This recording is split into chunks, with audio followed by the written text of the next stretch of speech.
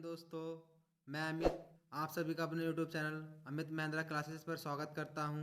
आज हम इस वीडियो में बजट सत्र के बारे में बात करेंगे जो रामनाथ कोविंद जी ने अभिभाषण दिया है संयुक्त अधिवेशन में, उसके बारे में बात करेंगे। तो चलिए स्टार्ट करते हैं। तो संसद के 3 सत्र होते हैं। सम्मानित प्रतिवर्ष संसद के 3 सत्र या अधिवेशन होते हैं, जिसमें पहला सत्र है बजट अधिवेशन, दूसरा है मानसून अधिवेशन, तीसरा शीतकालीन अधिवेशन। ये अधिवेशन होता है वो फरवरी से मई के बीच में चलता है, और मानसून अधिवेशन जुलाई और अगस्त में चलता है, और शीतकालीन अधिवेशन नवंबर से दिसंबर में चलता है। लेकिन राज्यसभा के मामले में ऐसा नहीं होता है। बजट के अधिवेशन को 2 अधिवेशनों में विभाजित कर दिया जाता है राज्यसभा में। इन 2 अधिवेशनों के बीच 3 से 4 सप्ताह का अवकाश होता है। अगर राष्ट्रपति रामनाथ कोविंद के बारे में जानते हैं तो आप देख सकते हैं भारत के 14वें प्रेसिडेंट ऑफ इंडिया हैं, और ये भारत के सर्वोच्च नागरिक होते हैं, भारत के राष्ट्रपति। हम राष्ट्रपति रामनाथ कोविंद के बारे में जानते हैं तो अगर इन्होंने जब ऑफिस संभाला था 25 जुलाई 2017 को संभाला था, और इनके प्राइम मिनिस्टर इस टाइम पर नरेंद्र मोदी जी हैं, और vice president M Venkaiah Naidu हैं, और इनसे जो पहले जो राष्ट्रपति थे वो प्रणब मुखर्जी जी थे, जिनकी डेथ हो चुकी है। इन्हें अभी हाल ही में एक अवार्ड मिला है, उस अवार्ड का नाम बताइए क्या है। अगर इनके और बारे में बात करें तो 26वें गवर्नर ऑफ बिहार थे, मेंबर ऑफ पार्लियामेंट राज्यसभा रहे हैं 3 अप्रैल से 1994 से 2 अप्रैल 2006 तक रहे हैं। आप देख सकते हैं राष्ट्रपति भवन से जब हमारे राष्ट्रपति जी इस गाड़ी में बैठकर पार्लियामेंट तक जाएंगे। आप भी देख सकते हैं इस रोड के होते हुए इधर को हमारे राष्ट्रपति जी संसद में प्रवेश करने वाले हैं।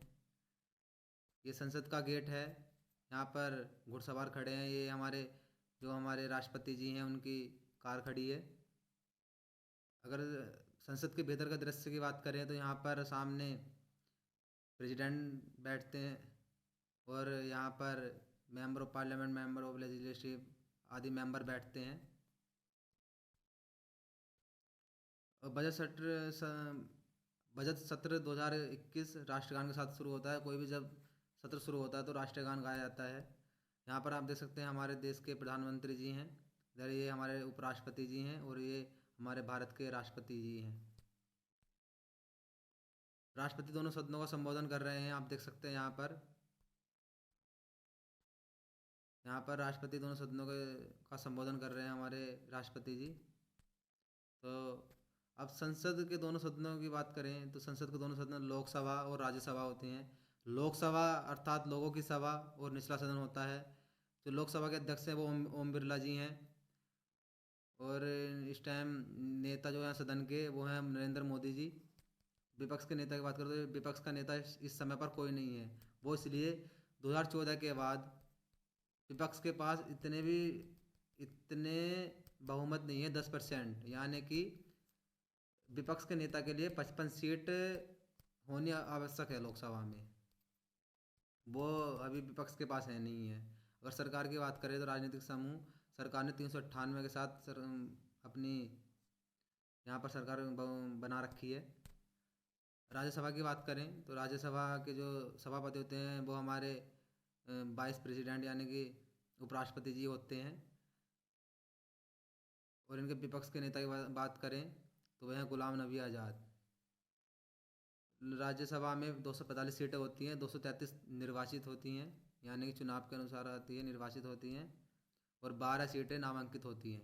यानी कि भारत का जो राष्ट्रपति हैं वो इन्हें नामांकित करते हैं। जो 12 नामांकित सदस्य होते हैं ये विशेष क्षेत्रों से आते हैं।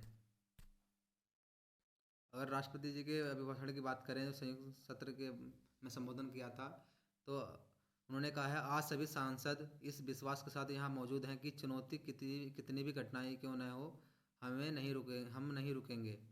आगे कह रखा है महामारी के खिलाफ इस लड़ाई में हमने कई नागरिकों को खो दिया है। पूर्व राष्ट्रपति प्रणब मुखर्जी का निधन इसी कोरोना काल में हुआ है।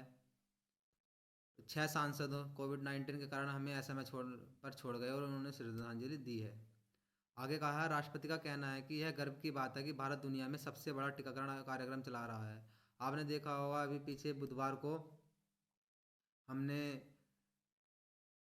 भूटान, मालदीव को कोविशील्ड की डोज प्रोवाइड कराई है। फिर ब्राज़ील को भी हमने कुछ दवाइयाँ भेजी थी जिन्होंने हमारा धन्यवाद किया है। और हमारे एक हनुमान जी की संजीवनी बूटी ले जाते हुए एक फ़ोटो भी सेंड किया है। और आगे दे रखा है इसमें, राष्ट्रपति जी कहते हैं आयुष्मान भारत योजना की सुविधाओं को 24,000 अस्पतालों में से किसी में भी लिया जा सकता है। यानी जो 24,000 अस्पताल हैं इंडिया में, उनमें किसी भी में जाकर आप अपना इलाज करा सकते हो। आगे बात करें, सरकार ने एमएसपी और कृषि सुधार पर स्वामीनाथन पैनल की रिपोर्ट लागू की है। यानी कि जो कृषि सुधार रिफॉर्म बिल आए थे उसमें स्वामीनाथन ने जो अपनी रिपोर्ट में कहा है उनकी रिपोर्ट को लागू किया है। फिर कहते हैं आगे, राष्ट्रपति ने कहा कि सरकार किसी कानून के खिलाफ अफवाहों पर लगाम लगाने के लिए काम कर रही है। फिर आगे कहते हैं, संसद के संयुक्त सत्र के दौरान राष्ट्रपति कोविंद कहते हैं कि कृषि कानून से 100 मिलियन किसानों को फायदा होगा। फिर आगे कहते हैं, राष्ट्रपति कोविंद का कहना है कि मुद्रा योजना के तहत 25 करोड़ से अधिक का ऋण दिया गया है। जो पीएम मुद्रा योजना चली थी उसके तहत 25 करोड़ लोगों को कर्ज मिला है।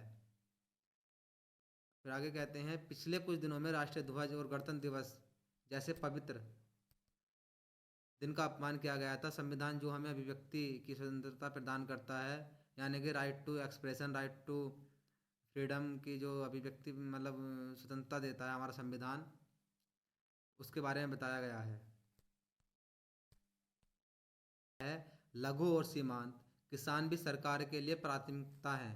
ऐसे किसानों को उनके छोटे खर्चों में समर्थन देने के लिए पीएम किसान सम्मान निधि के तहत लगभग 1.13 खरब रुपए उनके खाते में सीधे ट्रांसफर कर देगा। यानी डीबीटी जिसे बोलते हैं, डायरेक्ट बेनिफिट ट्रांसफर जिसे बोलते हैं। पीएम किसान निधि के तहत जो 2,000 रुपये किसानों को मिलते हैं उसके बारे में बात की गई है।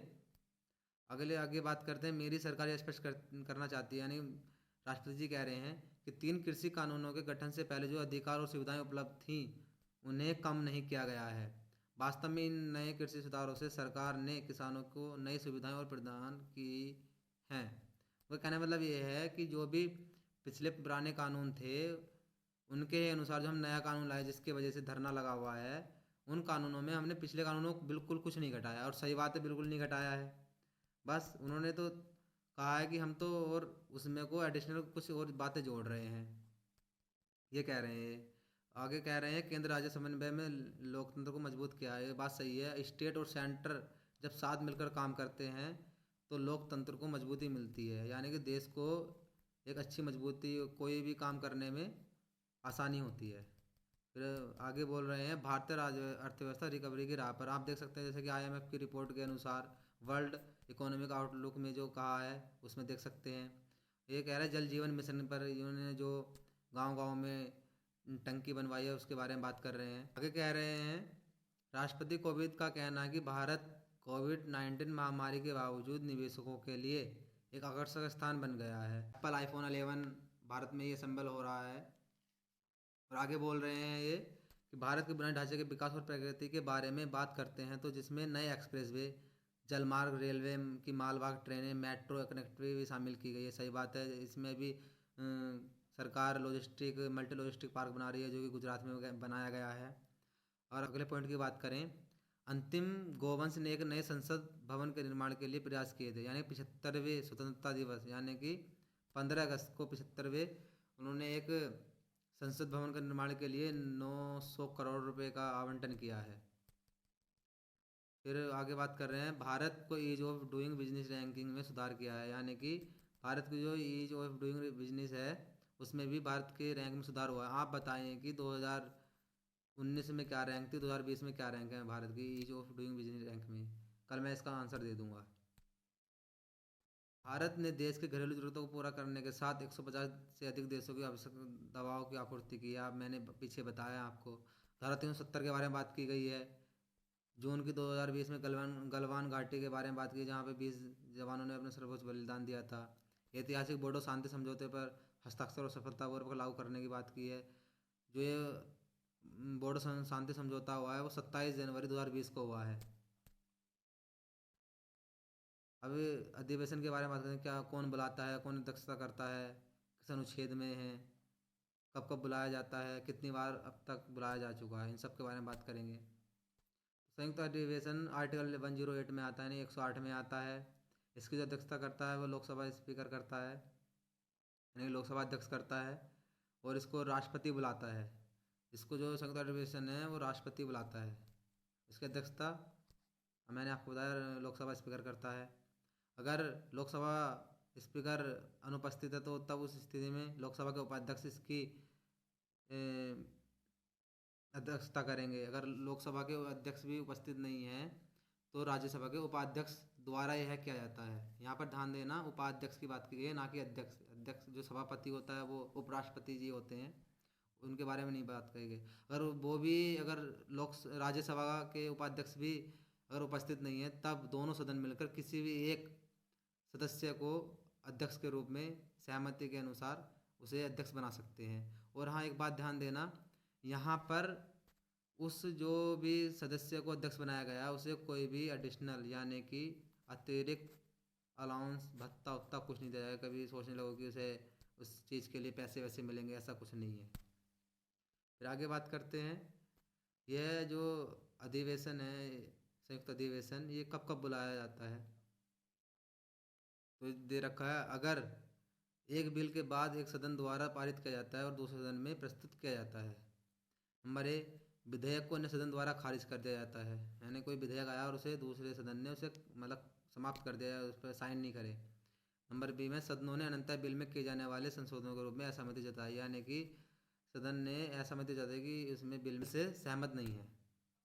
फिर आगे सी, इस विधेयक के पारित होने के बिना अन्य सदन द्वारा विधेयक के स्वागत की तारीख से, यानी जब से वो, स्वागत का मतलब है जब से वो सदन में लाया गया है, महीने से अधिक समय बीत जाने पर राष्ट्रपति तब तक होता है जब तक कि विधेयक लोकसभा के विघटन के कारण समाप्त नहीं हो जाता है। यदि वे बैठे नहीं हैं या सार्वजनिक अधिसूचना द्वारा यदि वे नहीं बैठे हैं तो संदेश द्वारा सदनों को सूचित करें। बिल पर विचार विमर्श और मतदान के उद्देश्य के लिए उन्हें संयुक्त बैठक में बुलाने का उनका इरादा है। आगे बात करते हैं, और हालांकि 6 महीने की गणना अवधि में उन दिनों को नहीं माना जाता है जब घर को लगातार 4 दिन, घर का मतलब यहाँ सदन से है, 4 दिनों से अधिक के लिए पूर्व निर्धारित या स्थगित किया जाता है। यदि उपरोक्त शर्तें इन सब में से कोई भी अगर शर्त पूरी होती है तो उसके लिए राष्ट्रपति संयुक्त अधिवेशन बुला सकता है। आगे बात करें किन 2 बिलों पर संयुक्त बैठक नहीं हो सकती, तो वे 2 बिल हैं मनी बिल। मनी बिल जो है वो आर्टिकल 110 यानी कि 110 में आता है, और मनी बिल हमेशा लोकसभा में ही लाया जाता है। राज्यसभा में चाहे इसे पास करे ना करे, लेकिन अगर वो राज्यसभा में जाता है तो वो 14 दिन के लिए स्वतः ही पारित मान लिया जाता है, अगर वो साइन नहीं करके देते हैं तो। फिर अगला है संविधान संशोधन में। संविधान संशोधन में भी यह बिल नहीं लाया जा सकता संयुक्त अधिवेशन का, क्योंकि आर्टिकल 368 के तहत संविधान संशोधन किया जाता है। इसी वजह से, और संविधान संशोधन के लिए 2/3 मेजोरिटी की आवश्यकता होती है, इसलिए संविधान संशोधन में संसद के संयुक्त सत्र को बुलाने का कोई प्रावधान नहीं दिया गया है।